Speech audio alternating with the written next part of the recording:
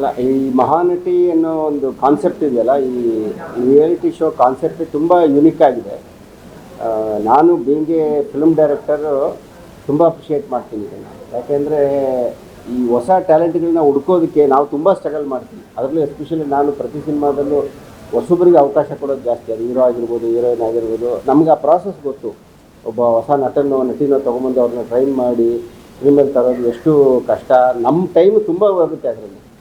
Actually Zee ಅವರು ನಮಗೆ ತುಂಬ ಹೆಲ್ಪ್ ಮಾಡ್ತಾ ಇದ್ದಾರೆ. ಅಂದರೆ ಕನ್ನಡ ಸಿನಿಮಾ ಇಂಡಸ್ಟ್ರಿಗೆ it is A great contribution. ಈಗ ಆಲ್ರೆಡಿ ಇವರು ಹಿಂದೆ ಮಾಡಿದಂಥ ಕಾಮಿಡಿ ಕಿಲಾಡಿಗಳು ಅನ್ನೋ ಒಂದು ಕಾರ್ಯಕ್ರಮ ಕೂಡ ಕನ್ನಡ ಸಿನಿಮಾಗೆ ತುಂಬಾ ಗ್ರೇಟ್ ಕಾಂಟ್ರಿಬ್ಯೂಷನ್ ಆಗಿತ್ತು. ಅದ್ರ ಮುಖಾಂತರ ಸಾಕಷ್ಟು ಟ್ಯಾಲೆಂಟೆಡ್ ಕಾಮಿಡಿ ಆ್ಯಕ್ಟರ್ಗಳು ಬಂದರು ಕನ್ನಡ ಇಂಡಸ್ಟ್ರಿಗೆ.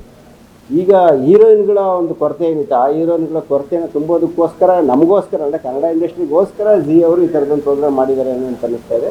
ಸೊ ಆ ವಿಚಾರಕ್ಕೆ I really admire Zee network. ಆ ಎಂಟೈರ್ ಟೀಮ್ ಏನಿದೆಯಲ್ಲ ಅವ್ರನ್ನ ನಾನು ಅಪ್ರಿಷಿಯೇಟ್ ಮಾಡ್ತೀನಿ. ಆ್ಯಂಡ್ ಈ ಥರದ್ದು ಇನ್ನೂ ಜಾಸ್ತಿ ಮಾಡಬೇಕು ಅಂತ ಹೇಳ್ತೀನಿ. ಅಲ್ಲ ಅಂದರೆ ಇದು ಆ್ಯಕ್ಚುಲಿ ಬೇಸಿಕಲಿ ಈ ಥರದೊಂದು ಶೋ ಇದೆ ಅನ್ನೋದು ಟಿ ವಿನಲ್ಲಿ ನೋಡಿ ಅಷ್ಟೇ ಗೊತ್ತಿದ್ದು. ಸೊ ಆಮೇಲೆ ಒಂದು ದಿವಸ ಈ ಥರ ಒಂದು ಸೆಮಿಫೈನಲ್ಸ್ಗೆ ಬಂದಿದ್ದಾರೆ ತುಂಬ ಕಂಟೆಸ್ಟೆಂಟ್ಸ್ಗಳು, 100 ಜನ ಕಂಟೆಸ್ಟೆಂಟ್ಗಳು ಫಿಲ್ಟರ್ ಆಗಿ ಒಂದು 5 ಜನ ಸೆಮಿಫೈನಲಿಗೆ ಬಂದಿದ್ದಾರೆ.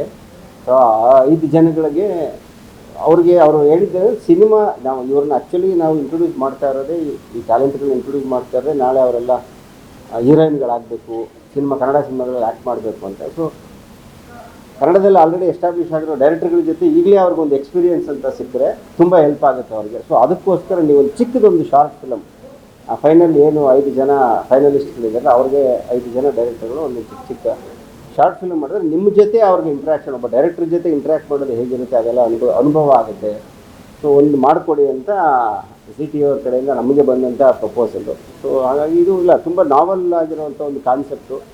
It's a contribution to Kannada cinema industry ಅನ್ನೋ ಕಾರಣಕ್ಕೆ ನಾನು ಕೂಡ ಒಪ್ಕೊಂಡೆ. ಇಲ್ಲ, ಇದು ತುಂಬ ಯುನಿಕ್ ಆಗಿದೆ ಐಡಿಯಾ, ಆಯಿತು ಮಾಡ್ಕೊಳ್ಳೋಣ ಅಂಥೇಳಿ ಸೆಮಿಫೈನಲ್ ಹೋಗಿದ್ವಿ. ಸೆಮಿಫೈನಲಲ್ಲಿ 5 ಆ್ಯಕ್ಚುಲಿ ಒಂದು 8 ಜನ 10 ಜನನೇ ಇದ್ದರು ಕಂಟೆಸ್ಟೆಂಟ್ಸು. ಎಲ್ಲರೂ ನನಗೆ ಶಾಕ್ ಆಗೋಯ್ತು ಆ್ಯಕ್ಚುಲಿ ಅವ್ರು ಆ್ಯಕ್ಟ್ ಮಾಡೋದನ್ನು ನೋಡಿ.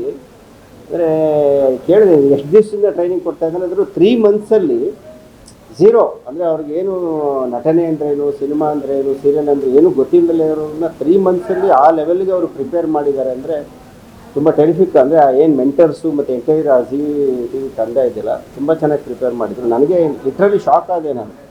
ಈಗ ಫೈನಲ್ಲಿಗೆ ಒಂದು 5 ಜನ ಬಂದಿದ್ದಾರೆ ಅಷ್ಟೇ, ಬಟ್ ಎಲ್ಲರೂ ತುಂಬ ಟ್ಯಾಲೆಂಟೆಡ್. ಸೊ ಅದರಲ್ಲಿ ಅವ್ರದ್ದೇನೋ ಕ್ರೈಟೀರಿಯಾ, ಈಗ ನಮ್ಮದೇನೂ ಇದಿಲ್ಲ.